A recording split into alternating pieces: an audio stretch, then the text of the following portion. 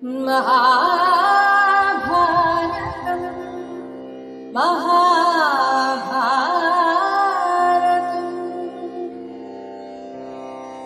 यदा यदा हि धर्मस्य ग्लानिर्भवति भारत अभ्युत्थानमधर्मस्य तदात्मानं सृजाम्यहम्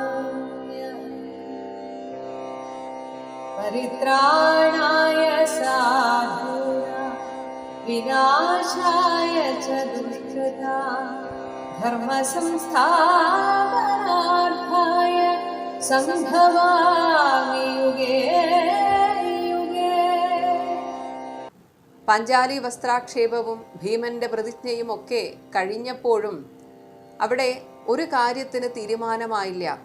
പാഞ്ചാലി ഒരു ചോദ്യം ചോദിച്ചിരുന്നു, ഞാൻ ദാസിയാണോ അതോ അദാസിയോ? അപ്പോൾ ഇതിന് ഉത്തരം പറയണം എന്ന് പറഞ്ഞുകൊണ്ട് സദസ്യർ ആക്രോശിക്കാൻ തുടങ്ങി. അവരൊക്കെ ധൃതരാഷ്ട്രരെ വിളിച്ച് ഉറക്കെ നിന്ദിച്ച് ബഹളമായി സംസാരിച്ച് ബഹളമായി, ഇന്നത്തെ പാർലമെന്റിലൊക്കെ ഉണ്ടാവുന്ന ബഹളം പോലെ. അപ്പോൾ അവരെ ഒന്ന് സമാധാനപ്പെടുത്താൻ വിതുരർ കൈകൊണ്ട് കാണിച്ചിട്ട് എല്ലാവരോടും ശാന്തരായിട്ടിരിക്കാൻ പറഞ്ഞിട്ട് വിതുരർ പറഞ്ഞു, ഈ ഒരു അഭിപ്രായം ഞങ്ങൾ മാത്രം പറയേണ്ടതല്ല, കണ്ടു നിന്ന നിങ്ങൾക്കും ഇതിന് ഉത്തരവാദിത്തമുണ്ട്. അതിന് വിതുരർ പറയുന്ന ന്യായം ഇതാണ്: നമ്മുടെ കൺമുന്നിൽ ഒരു അധാർമിക പ്രവൃത്തി നടക്കുമ്പോൾ അത് കയ്യും കെട്ടി നോക്കി നിന്നാൽ അതിൻ്റെ പകുതി പാപഫലം അങ്ങനെ കണ്ടു നിൽക്കുന്നവർക്ക് ഉണ്ടാകുമെന്നാണ് ധർമ്മശാസ്ത്രം പറയുന്നത്.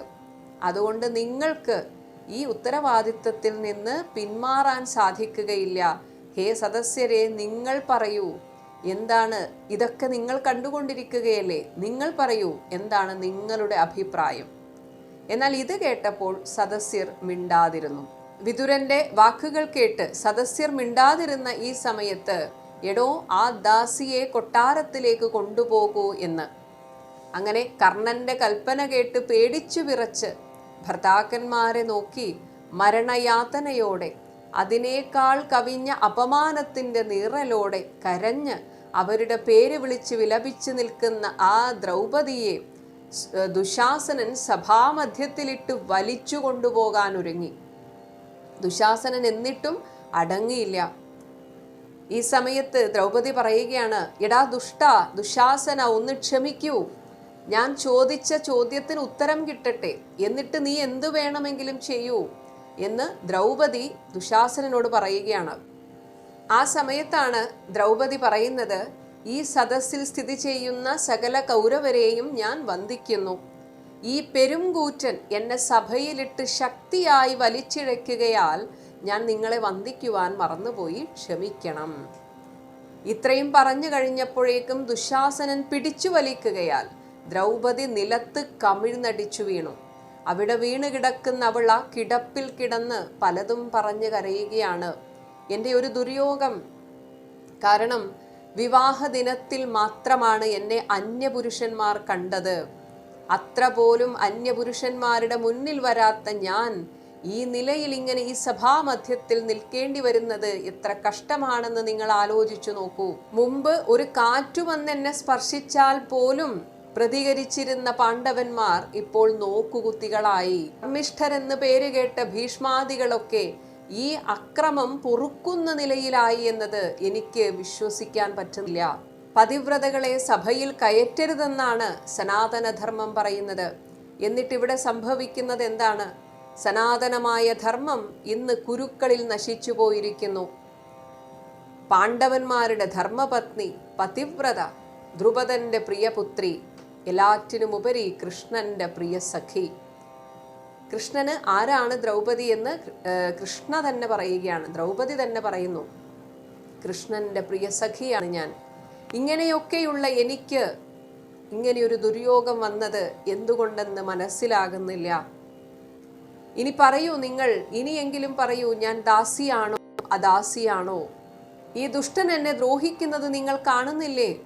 നിങ്ങൾ മറുപടി തരാത്തത് കാരണമാണ് വളരെ നേരമായിട്ട് ഈ ദുഷ്ടന്റെ ദ്രോഹം ഞാൻ ഏറ്റുകൊണ്ടിരിക്കുന്നത്. കുരുക്കളെ എനിക്ക് സഹിക്കുന്നില്ല. നിങ്ങളൊന്നു പറയൂ, ഞാൻ ദാസിയോ അദാസിയോ, ജിതയോ അജിതയോ? നിങ്ങൾ എന്ത് പറഞ്ഞാലും ഞാൻ നിങ്ങളുടെ വിധിയെ മാനിച്ചുകൊള്ളാം. ഒന്ന് വേഗം പറയൂ. ഇത് കേട്ടപ്പോൾ ഭീഷ്മർ പറഞ്ഞു, ഹേ ശുഭേ, എനിക്ക് പറയുവാനുള്ളത് ഞാൻ ആദ്യമേ പറഞ്ഞു കഴിഞ്ഞു. എന്തായാലും ഇത്രയൊക്കെ സംഭവിച്ചിട്ടും ധർമ്മത്തിൽ നിന്ന് വ്യതിചലിക്കാത്ത പാണ്ഡവന്മാരെയും നിന്നെയും ഞാൻ അഭിനന്ദിക്കുന്നു. ഈ ചോദ്യത്തിന്റെ സമാധാനം പറയുവാൻ കഴിവുള്ള ഒരേ ഒരു വ്യക്തി ധർമ്മപുത്രരാണ്. ധർമ്മപുത്രർ പറയട്ടെ, നീ ദാസിയോ അദാസിയോ എന്ന്. കാരണം ധർമ്മപുത്രരാണ് നിന്നെ പണയം വെച്ചത്. ഇങ്ങനെ ദുഃഖിച്ച് വലഞ്ഞ് അപമാനിതയായി കൗരവരോടെല്ലാം ചോദ്യം ചെയ്ത് കരയുന്ന ദ്രൗപദിയോട് ഭീഷ്മനൊഴികെ മറ്റാരും ദുര്യോധനനെ ഭയപ്പെട്ട് മറുപടി പറഞ്ഞില്ല. ഇങ്ങനെ രാജാക്കന്മാർ ആരും തന്നെ മറുപടി പറയാതായപ്പോൾ ദുര്യോധനൻ പറയുകയാണ്, എടോ പാഞ്ചാലി, ഭവതിയുടെ ചോദ്യത്തിന് നിന്റെ ഭർത്താക്കന്മാരായ ഭീമൻ, അർജുനൻ, നകുലൻ, സഹദേവൻ ഇവർ മറുപടി പറയട്ടെ. യുധിഷ്ഠിരൻ അവരുടെ നാഥനല്ലെന്ന് അവർ ഈ സഭാമധ്യത്തിൽ വെച്ച് നിനക്കു വേണ്ടി പറഞ്ഞാൽ ഞാൻ നിന്നെ വിട്ടയക്കാം.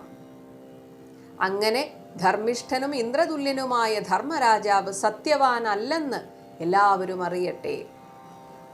ഈ മഹാത്മാക്കളായ ഗുരുക്കളൊക്കെ നിന്റെ ദുഃഖത്തിൽ പങ്കുചേരുന്നു. പക്ഷേ അവർ നിർഭാഗ്യരായ നിന്റെ ഭർത്താക്കന്മാരെ ഓർത്ത് ഒന്നും മിണ്ടുന്നില്ല. അപ്പോൾ ഇതിന് ഉത്തരം പറയേണ്ടത് യുധിഷ്ഠിരനാണ്. യുധിഷ്ഠിരൻ എന്തു പറയുന്നോ അത് ഞങ്ങൾ അനുസരിക്കാം. ഇത് കേട്ടപ്പോൾ സദസ്യരൊക്കെ ദുര്യോധനന്റെ പക്ഷത്തായി. ശരിയാണ് ശരിയാണ്, ഇതിന് യുധിഷ്ഠിരനാണ് മറുപടി പറയേണ്ടത്. യുധിഷ്ഠിരൻ ഒന്നും മിണ്ടാതെ നിന്നപ്പോൾ ഭീമൻ എല്ലാവരോടുമായി പറയുകയാണ്, മഹാനായ ധർമ്മരാജാവ് ഞങ്ങളുടെ കുലത്തിന് ഗുരുവാണ്. അദ്ദേഹം ഞങ്ങളുടെ സ്വാമി അല്ലെങ്കിൽ ഇവിടെ നടന്നതൊന്നും ഞങ്ങൾ പൊറുക്കില്ലായിരുന്നു. ഇദ്ദേഹം തോറ്റതായി കരുതിയാൽ ഞങ്ങളും തോറ്റത് തന്നെ. ദ്രൗപദിയുടെ തലമുടി ചുറ്റിപ്പിടിച്ചവൻ ജീവനോടെ എൻ്റെ മുന്നിൽ ഇപ്പോഴും ഭൂമിയിൽ കാലുകുത്തി നിൽക്കുന്നത് ഈ ഞാൻ എൻ്റെ ജ്യേഷ്ഠൻ്റെ വശാനുവർത്തിയാകയാലാണ്. ഇരുമ്പുലക്ക പോലെ നീണ്ടതും ഉരുണ്ടതുമായ എൻ്റെ കൈകളെ നോക്കുവിൻ. ഈ കൈകൾക്കിടയിൽ കുടുങ്ങിയാൽ ദേവേന്ദ്രൻ പോലും വിട്ടുപോവുകയില്ല. ധർമ്മപാശത്താൽ ബദ്ധനാകയാലും ധർമ്മം എന്ന ആ ഒരൊറ്റ ചിന്ത കൊണ്ടാണ് ഞാൻ നിങ്ങളെയൊക്കെ വെറുതെ വിടുന്നത്. എന്നാൽ യുധിഷ്ഠിരൻ കൽപ്പിക്കുകയാണെങ്കിൽ ഈ പാപികളായ ധാർത്തരാഷ്ട്രന്മാരെ മുഴുവൻ ഈ നിമിഷം ഞാൻ എൻ്റെ കൈകൾ കൊണ്ട് ചതച്ചരച്ചു കളയും. ഈ വാക്കുകൾ കേട്ടപ്പോൾ ഭീമനും ഭീഷ്മരും ദ്രോണരും വിതുരരും ഒപ്പം പറയുകയാണ്, ഭീമ ക്ഷമിക്കൂ, ഇതൊക്കെ നിനക്ക് ചെയ്യാനുള്ള ഒരു കാലം വരും. ഈ സമയത്ത് കർണൻ പറയുകയാണ്, ഈ സദസ്സിൽ സ്വതന്ത്രരായിട്ടിപ്പോൾ 3 പേരാണുള്ളത്, ഭീഷ്മർ, വിതുരർ, ദ്രോണർ. എന്നാൽ അവരെ കളിയാക്കുകയാണ്. ഇവരുടെ പ്രധാന തൊഴിൽ തന്നെ ധർമ്മ ഉല്ലംഘനം, അതായത് ധർമ്മത്തെ ഉല്ലംഘനം ചെയ്യുകയാണ് ഇവരുടെ ധർമ്മം. യഥാർത്ഥത്തിൽ ഇവരുടെ സ്വാമി ആരാണ്? ദുര്യോധനൻ. എന്നിട്ടോ ആ സ്വാമിയെ ദുഷ്ടാഗ്ര്യൻ എന്ന് വിളിക്കുന്നു. എടോ പാഞ്ചാലി, നീ ദാസിയായ നിലയ്ക്ക് ഇനി നിന്റെ സ്വാമി ദുര്യോധനനാണ്, പാർത്ഥന്മാരല്ല. നീ അവർ പറയുന്നതല്ല ഇനി കേൾക്കേണ്ടത്. നീ പോയി ദുര്യോധന മഹാരാജാവിൻ്റെ പരിവാരങ്ങളോടുകൂടി ചേരുക. അതാണ് നിനക്ക് ഉത്തമമായ മാർഗം. ചൂതുകൊണ്ട് ദാസ്യമേൽക്കാത്ത വിധത്തിൽ നീ ഒരു കൗരവനെ, അതായത് ധാർത്തരാഷ്ട്രനെ വിവാഹം കഴിക്കുക. ദാസി നിലയ്ക്ക് അത് തെറ്റായി ഭവിക്കയില്ല. നിനക്ക് ഭർത്താക്കന്മാർ 5 പേരല്ലേ? ഇവരിൽ ഈ 100 പേരിൽ ഒരാളെ വിവാഹം കഴിച്ചാൽ, ഇനി അല്ല 100 പേരെയും വിവാഹം കഴിക്കുകയാണെങ്കിൽ അത്രയും നല്ലത്, നിനക്ക് സുഖിക്കാമല്ലോ. അവരിൽ ക്രമമായി നീ സുഖം അനുഭവിച്ചു കൊള്ളുക. ദാസിമാർക്കത് ചേരും. ഈ പഞ്ചപാണ്ഡവന്മാർ ഒക്കെ തോറ്റുപോയിരിക്കുന്നു. നീ തീർച്ചയായും ഈ നിലക്ക് ദാസി തന്നെയാണ്. നീ ഭർത്താക്കന്മാർക്ക് അധീനയായ നിലക്ക് ദാസിയായി നിന്റെ ജനനം കൊണ്ടുള്ള യോഗ്യതയെപ്പറ്റി ഇനി ചിന്തിച്ചിട്ട് കാര്യമില്ല ദ്രൗപദി. കർണന്റെ പുലഭ്യവാക്കുകൾ കേട്ട് അമർഷം പൂണ്ട് ഭീമൻ അസഹ്യമായ നിലയിൽ നിന്നങ്ങനെ ജ്വലിക്കുകയാണ്. ഒന്നും ചെയ്യാനും പറ്റുന്നില്ല. അങ്ങനെ ആ ഭീമൻ കോപത്താൽ രക്താക്ഷനായി തൻ്റെ ജ്യേഷ്ഠനായ യുധിഷ്ഠിരനെ തറപ്പിക്കുന്ന വിധത്തിലൊന്ന് നോക്കി. അതിൽ യുധിഷ്ഠിരൻ ദഹിച്ചു പോകുമോ എന്ന് പോലും തോന്നിപ്പോയി. എന്നിട്ട് ഭീമൻ പറയുകയാണ്, രാജാവേ, ഞാൻ ദാസന്റെ ധർമ്മത്തിൽ നിന്നുകൊള്ളാം. അങ്ങ് ഇവളെ പണയം വെച്ചില്ലായിരുന്നുവെങ്കിൽ എന്നെ നോക്കി ശത്രുക്കൾ ഇങ്ങനെയൊക്കെ പറയുമായിരുന്നു. ഇതൊക്കെ കേൾക്കേണ്ടി വന്നത് അങ്ങയുടെ പ്രവൃത്തി മൂലമല്ലേ? ഭീമസേനൻ പറഞ്ഞത് കേട്ട് യുധിഷ്ഠിരൻ മിണ്ടാതെ നിൽക്കുകയാണ്. ഈ സമയം ദുര്യോധനൻ യുധിഷ്ഠിരനെ നോക്കി പറഞ്ഞു, നിന്റെ സഹോദരന്മാരെല്ലാം നിന്റെ ആജ്ഞാനുവർത്തികളാകയാൽ അവരുടെ അഭിപ്രായം പരിഗണിക്കേണ്ട ആവശ്യമില്ലാതായിരിക്കുന്നു. ഇവരൊക്കെ നിന്റെ ചൊൽപ്പടിയിൽ നിൽക്കുന്ന നിലക്ക് ഇനി നിന്റെ അഭിപ്രായം മാത്രമേ ഞങ്ങൾ കണക്കിലെടുക്കുന്നുള്ളൂ.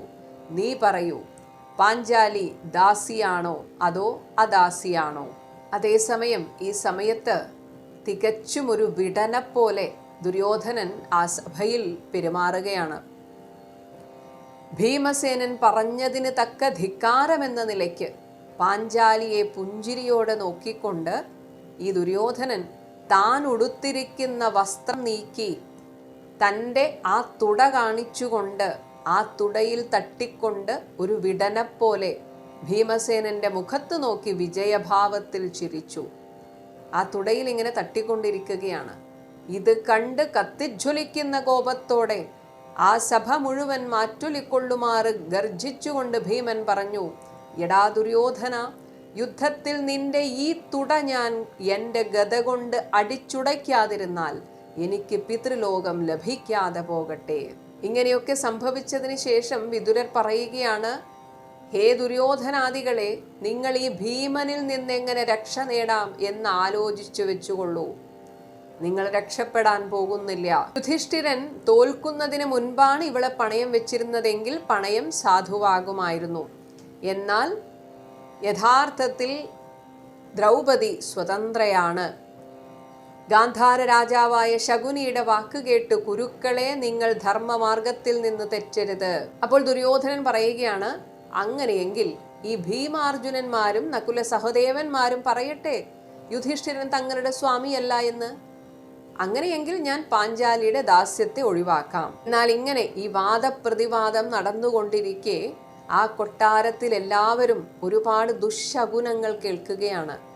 അതായത് അഗ്നിഹോത്ര സ്ഥാനത്ത് കുറുക്കന്മാർ കയറി ഊരിയിട്ടു, അതോടൊപ്പം അസംഖ്യം കഴുതകൾ കരഞ്ഞു, ശവന്തീനികളായ കഴുകന്മാർ ചുറ്റിപ്പറന്നു. ഇങ്ങനെയുള്ള ഈ അപശകുനങ്ങൾ കേട്ട്, അപശകുനമായ ശബ്ദങ്ങൾ കേട്ട് എല്ലാവരും നടുങ്ങിപ്പോയി. ഭീഷ്മരും ദ്രോണരും കൃപരും ഒക്കെ സ്വസ്തി സ്വസ്തി എന്നിങ്ങനെ പറഞ്ഞു. ഈ സമയത്ത് ആദ്യമായി ഗാന്ധാരി ഇടപെടുകയാണ്.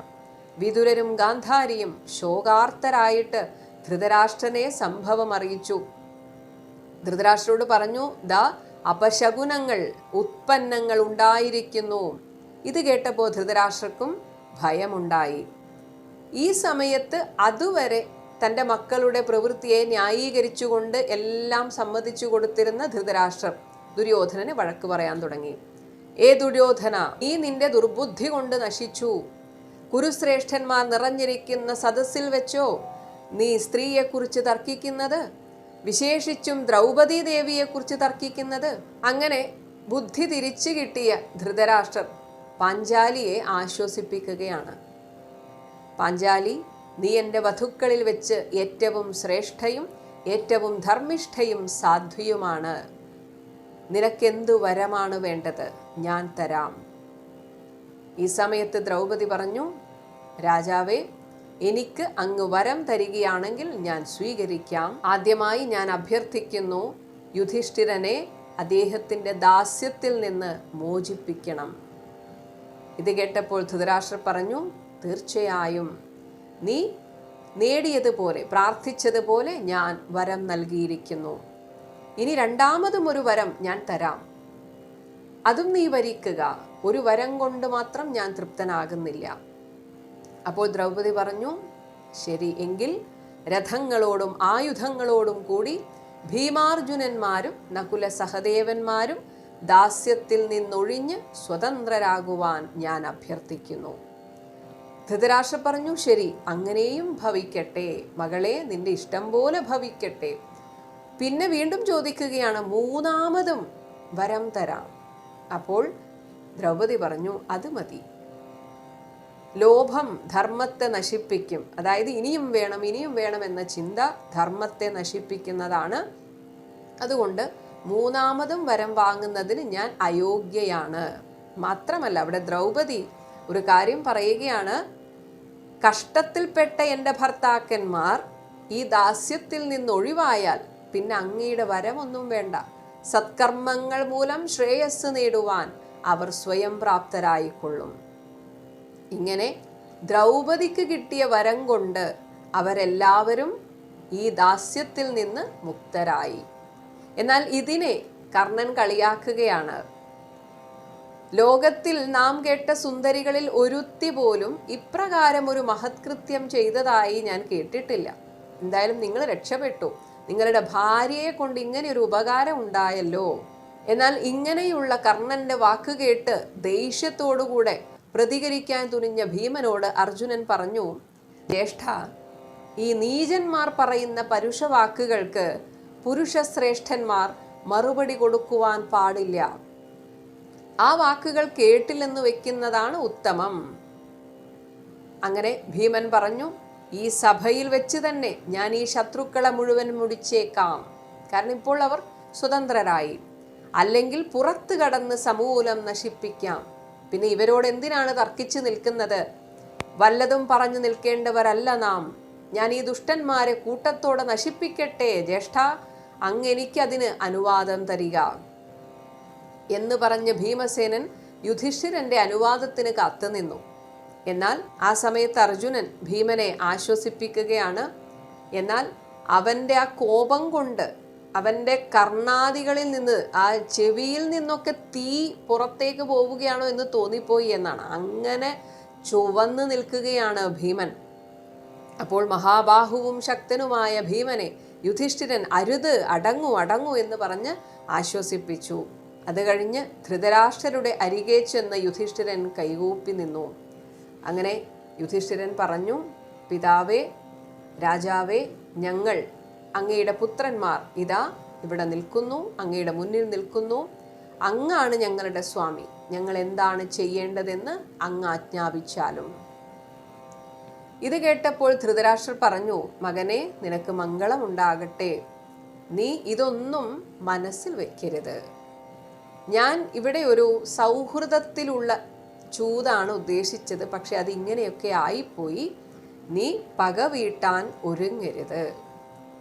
എന്നിട്ട് പറയുകയാണ്, ഗാന്ധാരിയായ അമ്മയെയും അപ്രകാരം തന്നെ ഗുണകാംക്ഷയോടുകൂടിയ ഈ വൃദ്ധനായ കുരുടനെയും, ഇപ്പോഴങ്ങനെയൊക്കെ ആയി, കുരുടനെയും കുറിച്ച് നീ ചിന്തിക്കണം. ഒന്നും മനസ്സിൽ വെക്കരുത്. നിങ്ങൾ സുഖമായി പോയി പഴയതുപോലെ തന്നെ ഊർജ്ജസ്വലരായിട്ട് ആ രാജ്യം ഭരിക്കൂ എന്നൊക്കെ അനുഗ്രഹിച്ചു വിടുകയാണ്. അങ്ങനെ യുധിഷ്ഠിരൻ ധൃതരാഷ്ട്രരുടെ ആശീർവാദം കൈക്കൊണ്ട് സഹോദരന്മാരോടും പാഞ്ചാലിയോടും കൂടി വീണ്ടും ഇന്ദ്രപ്രസ്ഥത്തിലേക്ക് യാത്ര തിരിച്ചു. എന്നാൽ കയ്യിൽ കിട്ടി എന്ന് വിചാരിച്ച ഈ സൗഭാഗ്യം നഷ്ടപ്പെട്ടപ്പോൾ ദുശാസനന് സഹിച്ചില്ല. അങ്ങനെ ദുശാസനൻ മന്ത്രിമാരോടുകൂടി ഇരിക്കുന്ന ദുര്യോധനന്റെ അടുത്ത് പോയിട്ട് പറയുകയാണ്, ഛേ, നമ്മൾ കഷ്ടപ്പെട്ട് നേടിയ ധനമൊക്കെ ആ കിഴവൻ കളഞ്ഞു കുളിച്ചു. കിഴവൻ എന്നാൽ അച്ഛനെ കുറിച്ചാണ്. ശത്രുക്കൾക്ക് മടക്കിക്കൊടുത്ത ആ ദ്രവ്യം വീണ്ടെടുക്കണം. കാരണം എല്ലാം തിരിച്ചു കൊടുത്തു. എന്തൊക്കെയായിരുന്നോ യുധിഷ്ഠിരൻ പണയം വെച്ചത് എല്ലാം തിരിച്ചു കൊടുത്തു. അത് ദുശാസനന് സഹിച്ചില്ല. ഇവരെ വെറുതെ വിട്ടുകൂടാ. അങ്ങനെ ദുര്യോധനൻ, കർണൻ, ശകുനി ഇവരൊക്കെ വീണ്ടും ഒത്തുകൂടി എന്ത് ചെയ്യണം എന്നിങ്ങനെ ആലോചിച്ചു. അങ്ങനെ ദുര്യോധനൻ പറഞ്ഞു, ധൃതരാഷ്ട്രരുടെ അടുത്ത് ചെന്ന് പറയുകയാണ്, രാജാവേ, അങ്ങ് ചെയ്തത് ശരിയായില്ല. എത്ര സുഖമായിട്ട് നമുക്ക് ആ ധനം ഉപയോഗിച്ച് അവർക്കെതിരെ യുദ്ധം ചെയ്യാമായിരുന്നു. അങ്ങ് പടിക്കൽ കൊണ്ടുപോയി കലമുടച്ചു. പിന്നെ അങ്ങ് വിചാരിക്കുന്നുണ്ടോ പാണ്ഡവന്മാർ വെറുതെ ഇരിക്കുമെന്ന്? പാണ്ഡവന്മാർ ചീറുന്ന സർപ്പങ്ങളെപ്പോലെ സകലരെയും കൊന്നുകളയും. അവർ പോകുമ്പോൾ നോക്കിയ നോട്ടം ഞാൻ മറക്കുകയില്ല. ഉറപ്പായും പാഞ്ചാലിയോട് ചെയ്തതിന് അവർ പകരം വീട്ടും. അങ്ങ് വലിയൊരു അബദ്ധമാണ് കാണിച്ചത്. ഇനിയും വൈകിയിട്ടില്ല. അങ്ങേക്കിനിയും ഒരു അവസരമുണ്ട്. ഒരു ചൂത് കളിക്കാൻ കൂടെ അവരെ തിരിച്ചു വിളിക്കണം. വിളിച്ചാൽ യുധിഷ്ഠിരൻ വരും. അങ്ങനെ കളിയറിയാത്ത അവനെ നമുക്ക് എളുപ്പത്തിൽ ചൂതി തോൽപ്പിക്കാം. മാത്രമല്ല, ഇത്തവണ ഒരു കരാറ് വേണം. അവരോ നമ്മളോ ആര് ചൂതിൽ തോറ്റാലും തോറ്റവർ 12 വർഷം മാൻതോലുടുത്ത് വനവാസം ചെയ്യണം. 13ാമത്തെ വർഷം ജനമധ്യത്തിൽ അജ്ഞാതവാസം ചെയ്യണം. ആളെ അറിയുകയാണെങ്കിൽ എങ്ങാനും പിടിക്കപ്പെട്ടാൽ വീണ്ടും 12 വർഷം വനവാസം ചെയ്യണം. അവരോ നമ്മളോ, അത് രണ്ടും പറയണം. അവരോ നമ്മളോ അങ്ങനെ ചെയ്യണമെന്നുള്ള കരാറിന്മേൽ വേണം കളിക്കുവാൻ. ഇതാണ് നല്ല മാർഗം. അമ്മാവനായ ശകുനിക്ക് ചൂതാട്ടത്തിൽ അവരെ തോൽപ്പിക്കുവാൻ യാതൊരു വിഷമവും ഇല്ല. അതുകൊണ്ട് അങ്ങ് എത്രയും പെട്ടെന്ന് അവരെ തിരിച്ചു വിളിക്കൂ. അപ്പോൾ ധൃതരാഷ്ട്രർ പറഞ്ഞു, ശരി, അവരെ ഇങ്ങോട്ട് വിളിച്ചു കൊണ്ടുവരൂ. ധൃതരാഷ്ട്രരുടെ മനസ്സ് വീണ്ടും മാറി. ഇനിയും പാണ്ഡവർ ചൂത് കളിക്കട്ടെ, കളി ഒരിക്കൽ കൂടെ നടക്കട്ടെ. ഇങ്ങനെ ധൃതരാഷ്ട്രർ നിലപാട് മാറ്റിയപ്പോൾ എല്ലാവരും അന്ധാളിച്ചു പോയി. എല്ലാവരും രാജാവിനോട് പറഞ്ഞു, രാജാവേ, വേണ്ട, അങ്ങ് വലിയൊരു അക്രമത്തിനാണ് മുതിരുന്നത്.